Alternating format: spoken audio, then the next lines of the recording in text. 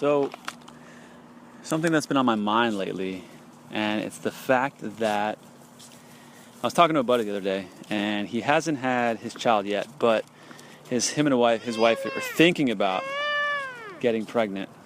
That's my little guy listening to this in the background. And he asked me a question. And he said, "What are you doing for your child's college fund?" And I looked at him. And I have a 4-year-old and a 1-year-old. So I'd say about 4 years ago, I would have been on the same page as him and would have said exactly what I was doing, all excited about it. I set it up right when my son was born. I got an account and I waited for the Social Security to be sent to me, and I set it up and I started depositing money weeks after he was born. So I was on the right track. But I looked at him and I said, "Can I ask you a question?" He said, "Yeah." I said, "Why are you asking me that?" And he said, "Well, I want to be prepared. I want to really be prepared. I want to make sure I have enough to budget here and have enough to save. And I want him to be comfortable, and I want him to, have everything that he needs." I said, "All right, as a parent, that's something that we all strive for. I mean, I think about that every single day, and there's not a day that goes by that I don't have a little bit of a doubt if I can do it or not. That's just the truth. But the exercises I do in my mind usually push those thoughts out fast." So I asked him, I said, why are you even thinking about that? You're looking at, first of all, when are you looking to have a baby? I know you're talking about it. So let's just say your wife gets pregnant. You're looking at 9-10 months away. So you're now worrying about something, because he was a little stressed about it, you can tell. You're now worrying about something that is almost 19 years away. 19 years away. And I proposed something to him, something I've been pondering a lot lately. And I said, why don't we, as a society, think about the education our children are going to get from the day they're born till about 7 years old. During this time, the child's mind is so pure. It's like an empty bucket, Whatever you dump into it, that child will soak up. He will learn. That's why children are amazing in the fact that they have the capacity to learn multiple languages at the same time. Absolutely phenomenal. And it's so true, because they don't have anything to, benchmark that against. They have nothing to compare it to. So I asked him, I said, have you given any thought to what your schooling for your child, your unborn child, will look like from the ages of 0 to 7? And he looked at me like, "What are you talking about?" He said, "My wife will stay home for a little bit. She'll go back to work. We'll probably put him or her in daycare. And then they'll start kindergarten and start, going to the schools like I did." I said, "Fine, that's basically what everybody does." And again, there's nothing wrong with this. It's not good or bad. It just is, right? You have to understand that I'm not coming from a place of judgment. I'm coming from a place of perspective.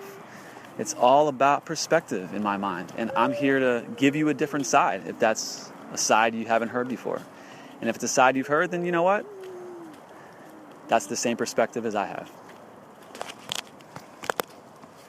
So anyway, I said, okay, so he's going to pretty much do exactly what you did.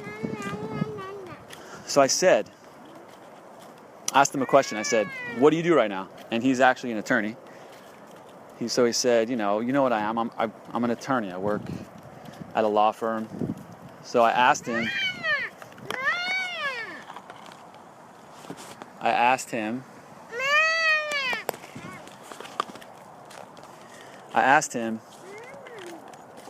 "Do you love what you do? Do you love waking up every morning and going into work? Do you love sitting at your desk,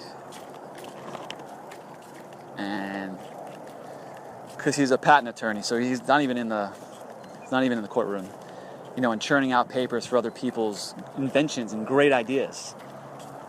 What's the reason you got into being a patent attorney? And he said to me, he's like, I used to love to create things. So I'm like, so you had an imagination.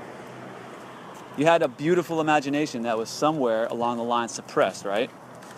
Like all of ours is. The system has our imagination suppressed at the age of about, 5 starts, and it goes all the way through pretty much until you grow up, and even past that, unless you recognize the paradigm that you're on and you change it. But so he looked at me and he's like, yeah, I'm not going to say that I love waking up and going to do what I do and sitting at a desk all day. I enjoy the work, but I get more of a sense of value for helping those people take that product that they made or whatever it is to the market and, becoming legal. So I said, you're pretty much living vicariously through your clients in a way. And he thought about it. He's like, yeah, okay. So I said, kids, when they're born, they have such a pure mind, like I said. Their imagination runs wild. There's no pre-programming, That's why kids they just keep asking why. They want to know everything. So they can put it in their head and dream and imagine things. These kids, you ever see them? They bang on pots. They take whatever they can and make music. My son will play music anywhere. And in his mind, he's in a concert hall playing for millions of people. I don't know. I'm just thinking out loud. My point is, imagination is something that we're born with. And somewhere along the line, we lose that. So I know I'm getting a little off topic here, but my point is, have you given any thought to how you're going to invest your time and money into your child's education from the years 0 to 7 years old? And he said, no, I have not at all. I figured it'd just be what I did. So I asked him, I said, what if your unborn child is the next Elon Musk, who made Tesla?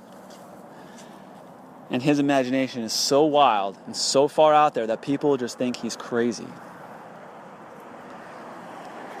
And by putting him through the system and not allowing his imagination to flourish, you suppress that genius within.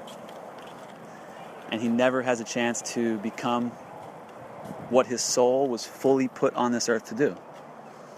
Now, I know that's heavy. I know that's a lot to think about. But it's something you need to think about as a parent. It's something that we have to give thought to. Because we are amazing, incredible beings. We have so much to give to the world. We have so much more than giving ourselves to a company for 8, 9 hours, 10 hours a day, 40, 50, 60 hours plus a week, and getting a wage for that, Trading time for money is not something that we should be doing.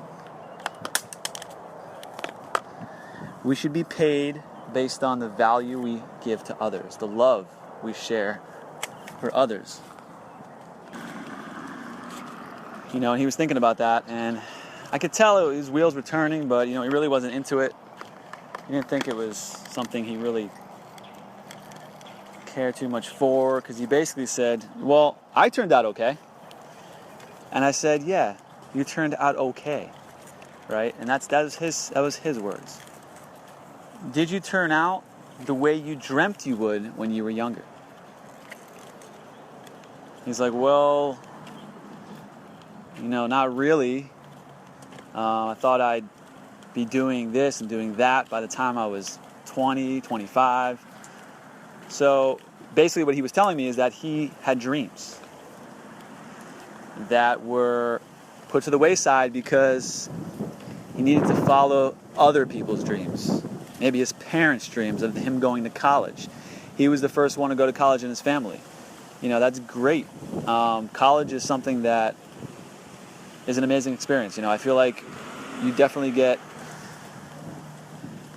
a great social education there as well as, formal education. However, I think college should be free. I think we should be paying for our, kindergarten through middle school, high school years, and those teachers should be compensated a lot more than they are.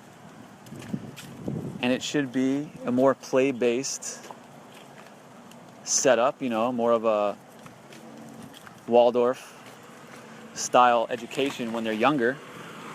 The other day I toured a school because we're going to be taking my 4-year-old to a school next year for kindergarten. And these little 5-year-olds were sitting in their desks learning less than and greater than signs. So basically some really basic math. They were sitting in their desks. And I thought to myself, there's absolutely no way that my son Jonah would sit in a desk for X amount of hours for the day. So fine, I'm all about education and learning and, retaining knowledge. So, we asked, what does recess look like? Well, they get a half an hour of recess a day. They showed us the playgrounds, beautiful, large playgrounds. And, I said, what do they play with out here? There's just like a jungle gym. No, we have structured play as well. And I said, what do you mean structured play? What is that? And she's like, well, we give them blocks and we ask them to build a tower, a bridge, so on and so forth. And I said, okay, so you're teaching them how to play. So right there at the age of 5, at this school, they're teaching them how to play. Talk about chills all over your body with just, misunderstanding the concept and where we went wrong. That's what I got. So basically, they get hardly any play. A very, very small percentage of their day is outside for recess. And they're inside learning, which is geared towards standardized tests. I just feel like this is so backwards that it really frustrates me at times. And now, on the other hand, we went to a Waldorf-based style school. And, so the first one I was speaking was free. It's a public school. And the second one is, quote-unquote, private school that you have to pay for because it's an alternative style of teaching.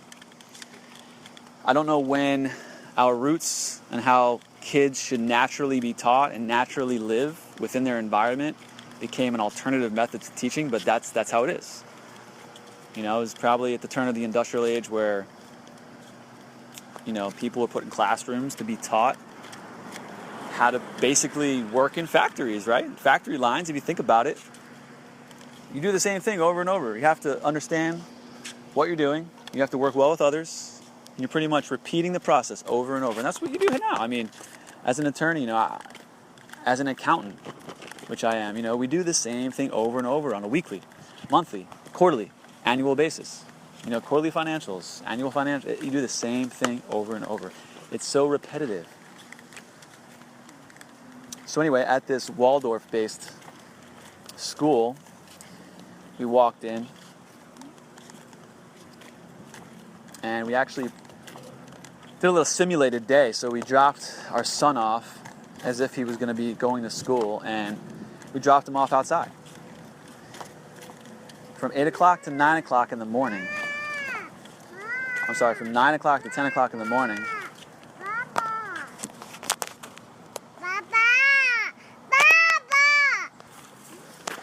So from 9 to 10 in the morning, the first thing they do is play for an hour outside. I mean, this is how it should be, you know? It's kind of an ebb and flow. The whole day zigs and zags, right? You play outside for an hour, then you come inside and you learn. But you don't learn in desks. You know, you learn by doing things that you're supposed to be doing. You can build at your own pace. You do whatever you want. You know, within some structure, of course. Kids aren't wildly running around with no supervision, but they're learning on their own with some assistance.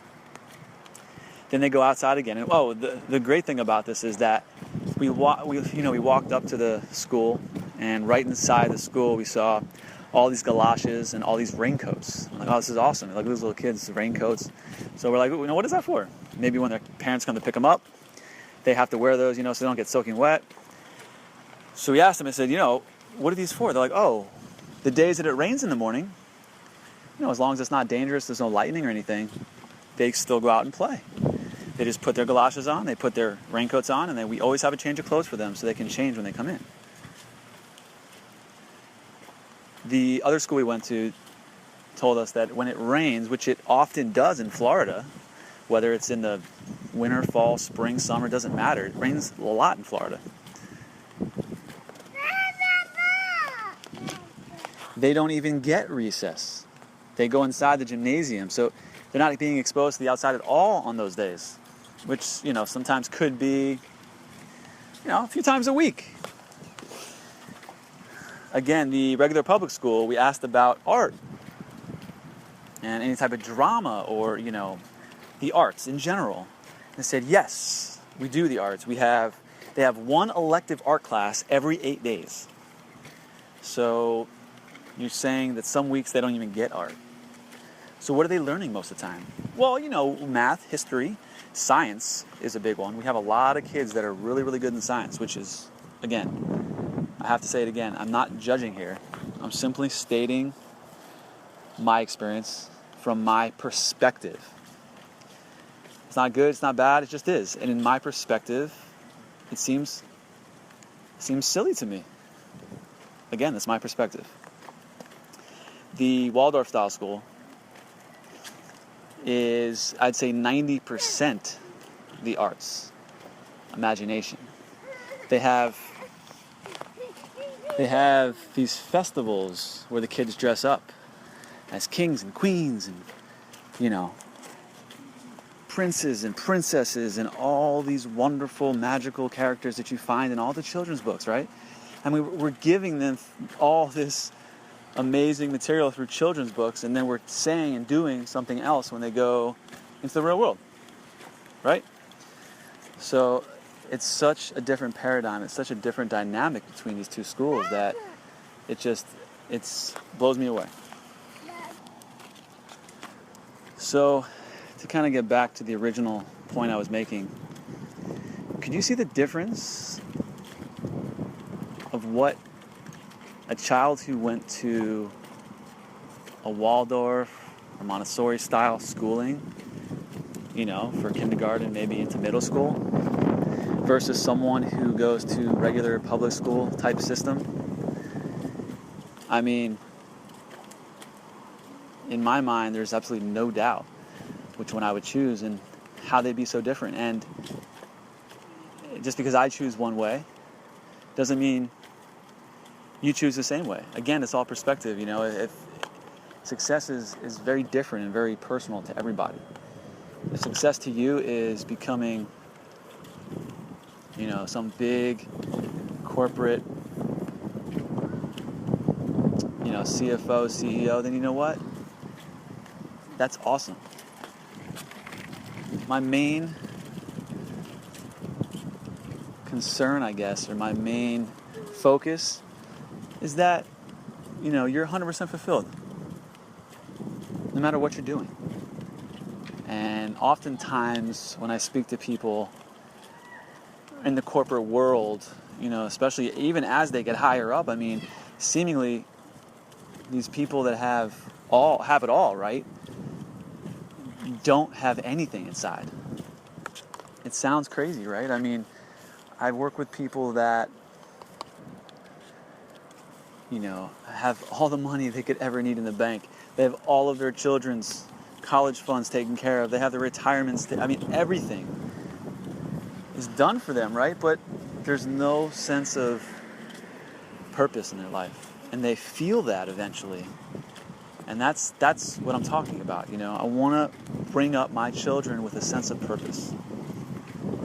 I want them to know who they are and what they stand for. I don't want them to follow the ideals of what I have in mind for them. As much as I'm going to try to not push any of the agenda I have onto them, obviously they're going to be a product of my wife and myself. But at the same time, I want them to be free to make their own decisions, as hard as it may be at times for a parent. We walk a very thin line as parents because we have the responsibility of making sure that we keep our children safe as well as on the right track and to do the right thing. But sometimes the right thing is not the thing that we want them to do. It's the thing that they want to do. And we as parents have to be consciously aware enough for us to understand that fact. And, there's no blame here, but wow, that wind feels amazing.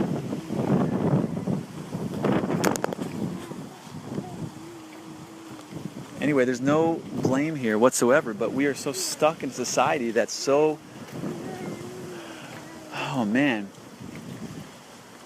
so monotonous, I guess, or so, I'm kind of at a loss for words, but we're doing the same thing over and over every single day. We're kind of stuck in that moment of the day. When you wake up, most people wake up when their kids wake up, or they wake up when they have to wake up, when the alarm wakes them up. And, their only thought right there is, I gotta get ready for work. I gotta eat something, I gotta feed my kids, I gotta get ready for work. That's just not a very pleasant way to start the day, in my opinion. Personally, my wife and I wake up hours before the kids, about 4 o'clock in the morning. We wake up to an alarm lamp that has no noise whatsoever. All it does is shine a bright, it's actually a dim orange light behind our backboard, and it gradually wakes us up. So we're up about at 4:05, and it goes off at about 4. So our body follows somewhat of the natural circadian rhythm of waking up. Again, it's not light outside, so it's not like we really would be waking up at that time. But it's a very, very beautiful way to wake up, and I found it to be so much more helpful, even to set the tone and the intention for the day. I feel like I'm not as irritable, not as frustrated with, my wife, my kids, myself. But anyway, so, your next step is, gotta eat, gotta get dressed, gotta drop the kids off at school. Gotta do this, gotta do that. So you're always thinking one step ahead instead of thinking about the step that you're taking. My wife and I are both, my wife more than me, like to plan a lot, and there's a time and place for that, You kind of have to plan when you're going to plan. So you set time aside, you plan. So then you know what you're going to do, and you can enjoy the time you have. I say this like, it's still something that I work with every single day. I don't have it down. I don't have an answer that solves the problem of being present. It's just a practice like anything else. That which you put energy towards will become greater, right? So, if you're putting energy towards your career and you want to move up the corporate ladder, or you want to become a better speaker, you want to become a better, basketball player, you want to learn how to play the guitar, this stuff takes practice. If you're going to spend some energy and time to do it, you're going to see results. Practice makes perfect, right? a very old saying, but it still rings true today.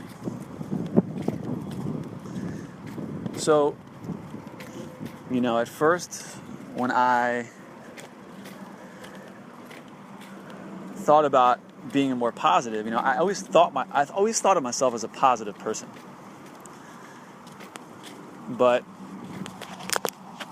after listening to myself on a recording and having my wife, Natalie, point certain words and phrases out to me that I said, I just kind of stood back and was like, I say that? I really say that? And again, it's an evolution. It's an evolution of the mind. It's a paradigm shift, as the man Bob Proctor would say. It's something that you have to break through and really practice on. It's not something that you're going to just happen overnight. At least I haven't met anyone or heard anybody that has done that. It's always been a practice. Time again, it's just something that you have to keep giving your energy to. Just like anything else.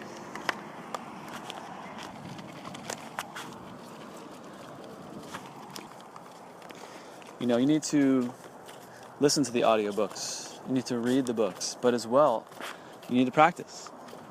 You have to really get into your subconscious and understand what you're doing.